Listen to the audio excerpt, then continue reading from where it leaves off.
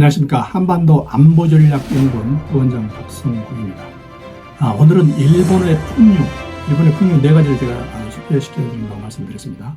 하이쿠, 다도, 맛들이, 그 다음에 목욕문화. 그런데 그 중에 첫 번째 유튜브로서 하이쿠에 대해서 여러분들한테 말씀드리겠습니다. 하이쿠라는 것은 시라는 거죠.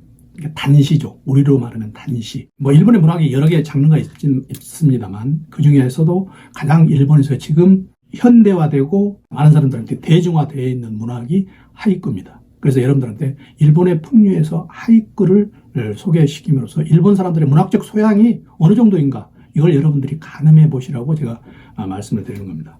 우선 하이쿠가 어떤 건가를 지금 설명을 드리겠습니다.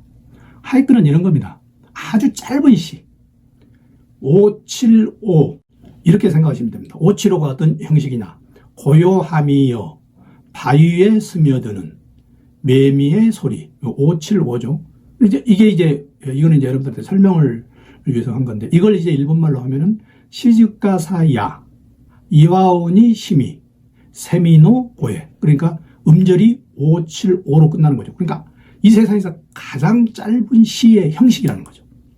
근데 원래 일본은 이 하이쿠가 원래 시조가 아니고 575, 77까지 나와 있는 왁가가 원래 일본 시였습니다. 그런데 이게 현대에 들어와서 왁가보다 더 줄여서 이게 하이쿠가 된 거죠.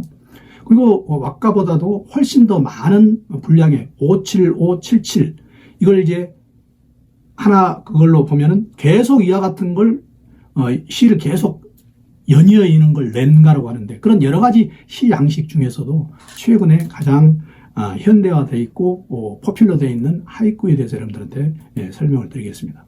이거는 마찌오 바쇼라는 사람이 있습니다. 일본에서 유명한 하이쿠의 대가죠. 우리 한국의 김사각과 똑같습니다. 전국을 방랑하면서 많은 시를 내고 그 시들이 전부 주옥 같은 시여서 일본의 대표적인 시인으로 숭상을 받는 사람인데, 이 사람이 지은 시가 바로 이겁니다. 후루이케야 가주 도비꼬무 미즈노오토. 이게 무슨 말이냐? 오랜 연못이여 개구리 뛰어들어 물치는 소리. 물론 이제 번역에 어떤 묘미가 있는지 없는지 모르겠습니다만, 이런 아주 짧은 어느 순간을 포착해 가지고 자기의 심정을 이야기하는 거, 이렇게 간단한 시가 일본에서 유행이라는 거죠.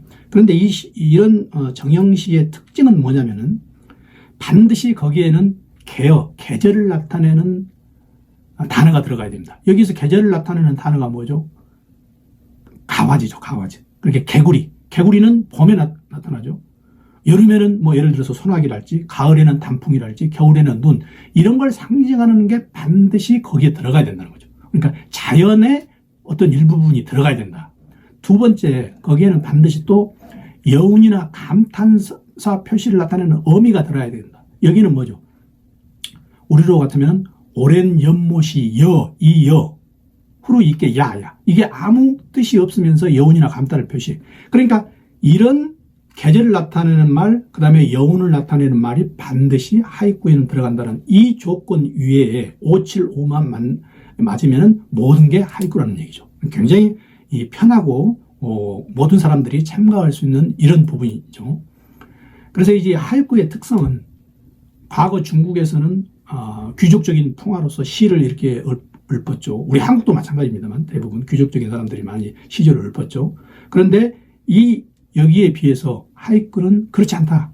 또 한국에서는 이 관념시가 많았죠. 형이상학적인 요소, 종교성이나 어떤 사상성을 강조하는 거, 이따 소개를 하겠지만 그런 거에 비해서 하이쿠는 전혀 그렇지 않다. 왜? 그냥 개구리가 연못에 뛰어드는 그 찰나를 보면서 자기의 마음을 거기다가 시로 읊는다는 거죠. 그래서 이런 게 결국 일본의 하이쿠를 지금의 하이쿠로 발달시키는 그런 원동력이 되었다. 그런데 이제 여기에서 왜 그럼 이와 같은 하이쿠가 많이 나오게 됐을까? 그리고 사람들이 많이 노래를 하게 됐을까? 이걸 우리가 좀 살펴볼 필요가 있습니다.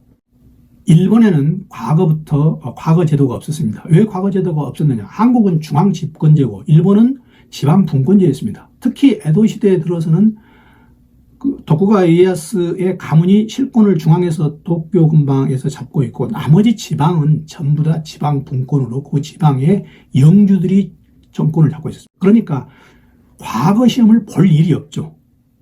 그래서 일본에서는 과거부터 지방 분권화에 대해서 직업이 많이 분화가 되어 있고 사회가 그런 분화된 사회에서 직업들이 계속 계승이 되어가고 분화되어가는 그런 사회이기 때문에 예를 들어서 상인은 상인대로, 하급 무사는 무사대로, 농민은 농민대로 어떤 중앙 집권, 우리 한국같이 관료가 돼서 선비가 돼야 된다는 그런 정신이 없었다는 거죠. 그래서 일본에서는 자기 생활에 만족하는 그런 삶이 계속적으로 추구되어 왔다. 이런 사회 환경이 있기 때문에 일본에서는 결국 이와 같은 시조가 계속적으로 발달하게 됐다. 자, 우리나라 시조를 한번 보겠습니다. 그러기 전에 제가 여러분들한테 조선통신사 얘기를 좀 하겠습니다. 조선통신사는 에도시대 이전부터 있었지만 에도시대 이후에 주로 발달했는데 도쿠가 이에야스가 임진왜란 때 한국에 피해를 줘가지고 한국의 문물을 받아들이는 방법 중에 하나로 조선통신사를 적극적으로 해서 임진왜란 이후에 12번 이상을 조선통신사가 일본에 갔는데 이 조선통신사는 엄청난 규모로 갔죠. 조선통신사가 갈 때마다 일본에서 시코쿠부터 쭉 동경까지 올라가는 길에 이어관에 머물렀었는데 그 이어관에 머무르는 이어관마다 일본 사람들이 그 동네 일본 사람들이 와가지고 한국 사신들한테 시 한 수를 받아가려고 줄을 섰습니다. 물론 한국 사람들이 시적으로 또 여러 가지 문학적인 소양면에서 높은 경지에 다다른 그런 측면도 당연히 있고 두 번째는 거기서 우리는 뭘 알 수 있냐면 일본 사람들의 어떤 문학에 대한 어떤 갈구, 문학에 대한 열망 이걸 우리가 알 수 있다는 거죠. 이런 게 기본적으로 바탕이 됐기 때문에 지금의 하이쿠가 있었다. 또 하나가 있습니다. 우리는 일본의 문학을 조금 무시하는 경향이 있죠. 그런데 일본에서는 나름대로 자기네들 문학에 대해서 굉장히 프라이드가 강합니다. 왜 강하느냐? 예를 들어서 한국과 비교해보면 이렇습니다. 시에 대해서 비교해보면 한국은 고대에서 향가가 우리가 지금 25수밖에 안 남아있죠. 뭐 삼국지하고 균여전에 뭐 11수, 14수 해가지고 일본에서는 그 시대에 4,500수가 만요시유라는 대형 시집에 적혀져 있습니다. 뿐만 아니고 일본은 고대뿐만 아니고 중세에서도 그런 대형 시집이 수십 권이 있다는 거죠. 그렇게 많이 물론 뭐 그 시의 깊이가 어느 정도 됐던 그건 이게 둘째 치고라도 우선 양적으로 그 많은 시를 자기네들이 만들어서 그리고 잘 보관해서 지금까지 오고 있다는 거예요. 이게 그런 문학적인 어떤 소양과 어떤 열망이 결국 오늘의 일본 하이쿠를 지금 정상에 오르게 한 그런 요인이라고 우리가 평가가 되는 거죠. 자, 우리나라 시조를 잠깐 보면은 우리나라 시조는 지금 사실 시조 계통의 분야가 활성화가 되지 않고 늘 차별을 받고 있습니다.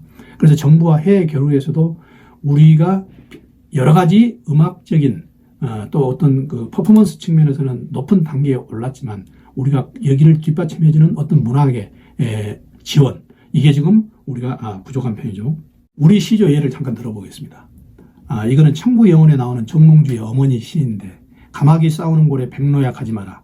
성낸 가마귀 흰빛을 세우나니 청강에 듀이 씻은 몸을 덜어 일까 하노라. 우리 시조는 일본에서 아까 하이쿠는 575에서 17자죠. 그런데 우리 시는 지금 43자, 44자입니다. 그렇죠? 근데 우리 시는 또 특징적인 게 뭐냐면 반드시 어떤 교훈적인 게 들어간다는 거죠. 우리 이 시 보면 당연히 알고 있죠. 가마귀와 백로를 구분해서 이렇게 하는 어떤 교훈적인 그런 면이 들어가 있다는 거죠. 그래서 이와 같은 어떤 교훈적인 걸 분명히 넣어야 되는 우리 시조의 어떤 관념. 하지만 일본에서는 그 교훈적인 것보다도 어떤 상황에서나 자기 생각을 바로 짧게 나타낼 수 있는 쉽고 편리한 방법. 이게 바로 오늘의 하이쿠를 집대성시킨 거고 우리 시조는 지금 거의 답보 상태에 있는 이런 상태라고 말할 수 있겠습니다. 시조 하이쿠의 차이를 보면 시조는 자신, 가족, 국가를 하나로 생각하는 어떤 그런 집합체로서 관념의 시다. 하지만 하이쿠는 그냥 현실을 향유하고 그 순간의 그 기분을 바로 간단하게 나타내는데 차이가 있다. 그래서 이런 하이쿠가 일본에서는 어느 정도 대중화되어 있느냐. 하이쿠 인구가 지금 500만 정도 됩니다. 우리 한국의 시인은 어느 정도 되는지 제가 통계를 못 찾아봤습니다만 그리고 또 일본은 좀 현대시가 좀 쇠퇴하는 경향이 있죠. 대신 이 하이쿠 전통적인 하이쿠는 계속적으로 지금 유지를 하고 있고 또 국가적인 지원이 있습니다.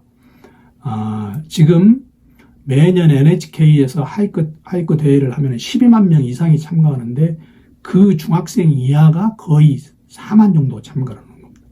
또 일본 대부분 신문에는 하이쿠 투고란이 있습니다. 그래서 그 시를 계속 독자들이 볼 수 있고 또 평가를 할 수 있는 거죠. 그래서 우리가 일본 하이쿠를 보면서 뭐 서양의 소네트, 중국의 한시, 일본의 하이쿠면서 과연 우리 시조가 수준은 높지만 이 대중성이 없어서 이와 같은 위치에 올라갈 수 있느냐. 우리가 한류 시대를 맞아서 우리가 좀 반성해 볼 점이 있다. 하이쿠는 그리고 또 계속 확장성이 있습니다. 그래서 미국에서도 이 동호회가 수백 개나 되는 거죠. 그래서 이런 하이쿠의 확장성에 비해서 우리 시조의 확장성을 우리가 빨리 정상적인 단계로 올라서야 된다. 이제 한국에서 여러 가지 전통에서 근대 산업화 과정에서 우리 전통이 소외된 건 분명하죠. 그래서 이제 최근 이제 복고주의로서 이런 전통의 가치가 서서히 재조명되고 있습니다. 그래서 이 전통의 현대적인 활용, 많이 주변에서 이런 컨셉을 잡고 있는데 여기에 우리의 문학도 들어가야 되고 특히 이제 시조 분야가 들어가야 된다고 생각이 됩니다. 그래서 오늘은 여러분들한테 일본의 가장 형이상학적인 풍류, 하이쿠에 대해서 여러분들에게 말씀드리겠습니다. 고맙습니다.